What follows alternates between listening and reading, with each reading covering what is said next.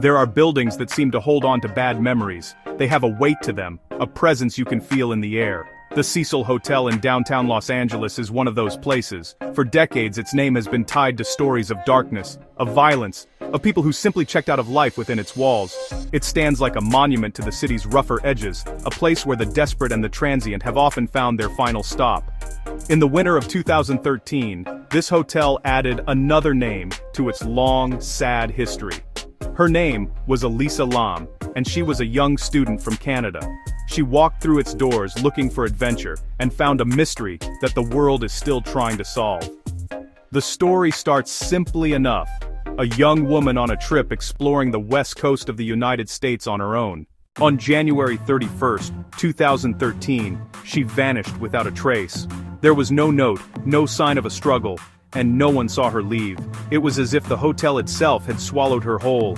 For weeks her family waited for a call that never came. The Los Angeles Police Department launched a search, putting up posters with her smiling face, a face that seemed so out of place against the grim backdrop of her disappearance. But then the police released a piece of evidence that changed everything. It was a video, grainy and silent, taken from a security camera inside one of the hotel's elevators.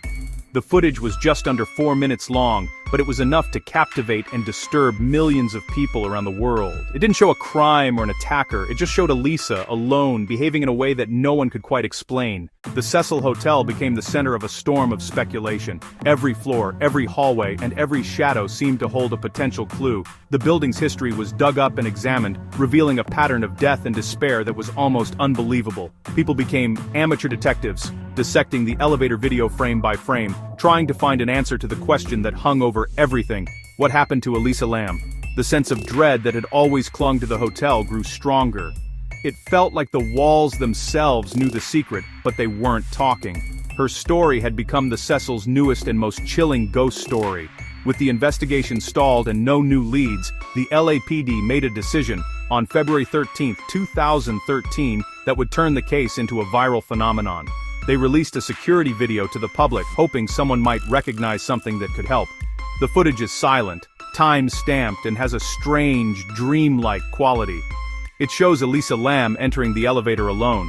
She presses a series of buttons on the control panel, apparently selecting multiple floors. Then she waits for the doors to close, but they don't.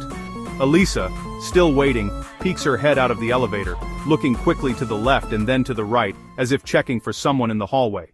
She then quickly steps back inside the elevator, pressing herself into the corner, almost as if she is hiding from something or someone just out of the camera's view. The elevator doors still refuse to close. It's an eerie, frustrating moment, as if the machine itself is not working properly.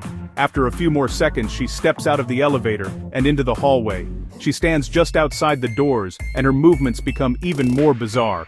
She begins to move her hands and arms in a strange, fluid, almost dance-like manner. She twists her fingers and gestures as if she is talking to someone, but there is no one else visible. Her body language is hard to read. Is she scared, playful, or in distress? She seems to be having an interaction with something or someone the camera cannot see. At one point she walks away, and then the elevator doors finally, inexplicably, close. The video was uploaded to YouTube, and it exploded. Millions of people watched it, each with their own interpretation. The clip was slowed down, zoomed in on, and analyzed from every possible angle. Was she playing a game of hide-and-seek? Was she trying to get the elevator to move? Was she having a psychotic episode? Or was she trying to escape from a pursuer who was standing just out of sight? The silent, grainy footage was like a Rorschach test for our deepest fears. It provided no clear answers, but created 1,000 new questions, pulling viewers all over the world into the heart of the mystery. Weeks after Elisa Lam vanished, life at the Cecil Hotel continued, though now under a cloud of suspicion. Guests started to complain about the water. Low pressure, hard to shower. Swedish taste, some guests said. Discolored, dark, murky water coming from taps. On the morning of February 19, 2013, maintenance worker Santiago Lopez was sent to investigate. He thought it might be the plumbing or pressure system. He went to the roof, to 4 large cylindrical water tanks. A heavy metal lid was open. Unusual. He peered into the dark opening, into murky water. As his eyes adjusted, something submerged about a foot below the surface. A human body, floating face up in the water. The discovery sent shockwaves through the hotel and the city. The Los Angeles Fire Department was called. It was a difficult, grim recovery. They cut a hole in the side of the tank and drained the water. That is when they confirmed the worst fears of a family thousands of miles away. The body found in the water tank, the same water guests drank and bathed in, was Elisa Lam. The search was over, but a new darker chapter of the mystery was just beginning. The discovery of Elisa Lam's body inside the water tank answered the question of where she was, but it opened up a flood of new, seemingly impossible questions. The roof of the Cecil Hotel was not an area accessible to guests. There were two main points of entry: locked door requiring staff key, fire escape on the side of the building. The locked door had an alarm that would notify staff if opened without authorization. The alarm had not been triggered the night she disappeared. The lock showed no signs of being forced. The fire escape remained a possibility. Tanks stood on a raised concrete platform. They required climbing a series of fixed ladders. Each tank had a heavy metal lid that was hard to move. There were no ladders inside the tank. If she had entered or fallen in, she would have been trapped in several feet of cold water with no way to climb out. The water level was high enough to make bracing against the slippery sides difficult. Investigators were stumped. They scoured the rooftop for evidence, footprints, drag marks, signs of a struggle, but found nothing. Her hotel keycard was found in the tank. Her watch was also found in the tank. The clothes matched the elevator video.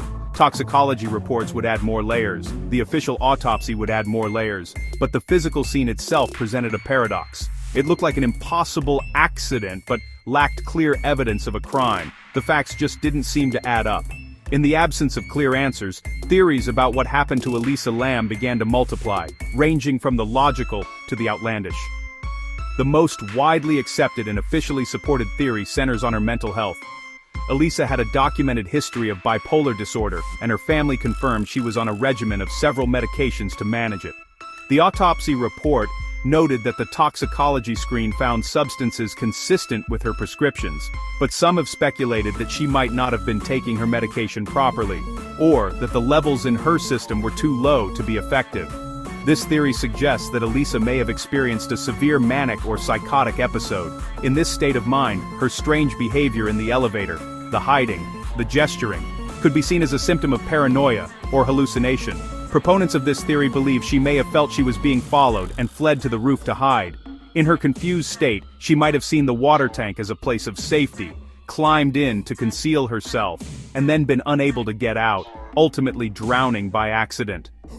This explanation aligns with the coroner's ruling of accidental death, with her bipolar disorder listed as a significant contributing factor.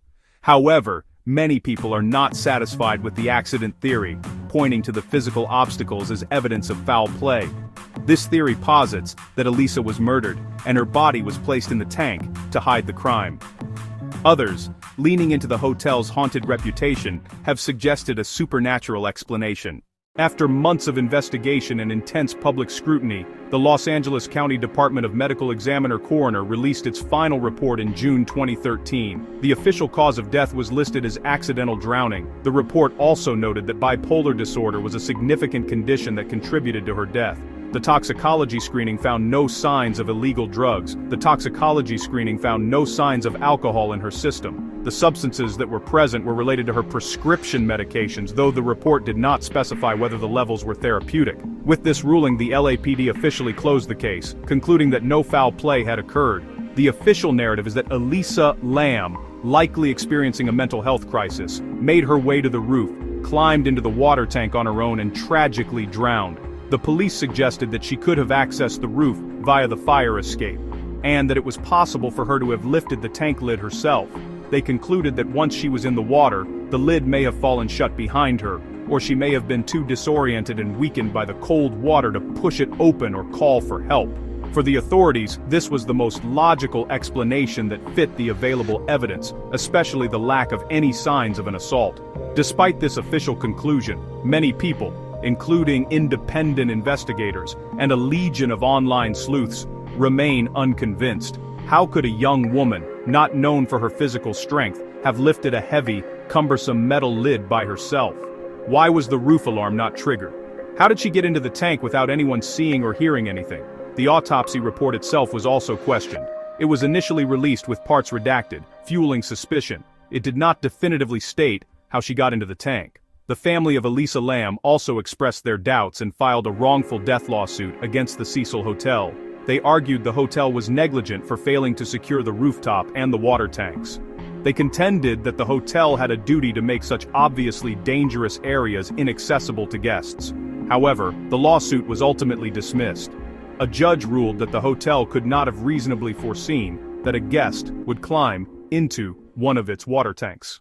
Today, more than a decade after her death, the story of Elisa Lamb continues to resonate. It has become a modern urban legend, a cautionary tale about mental health, a chilling example of how a mystery can take on a life of its own in the digital age. The Cecil Hotel has since been rebranded, attempting to shed its dark past. But the memory of what happened on its roof lingers. The elevator video still circulates online, a silent, ghostly loop that continues to invite speculation and debate. The questions it raised on that cold February night are still hanging in the air, unanswered. Was her death a tragic, freak accident fueled by a medical condition?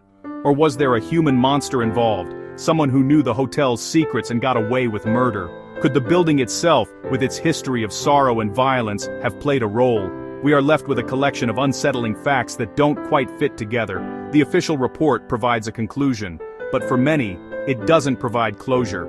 The gaps in the narrative are too large, the circumstances too strange. The story resists a simple explanation, and perhaps that is why it has such a powerful hold on our collective imagination. What we do know for certain is that a young woman full of promise lost her life in a terrifying and lonely way. Elisa Lamb was more than just a character in a mystery.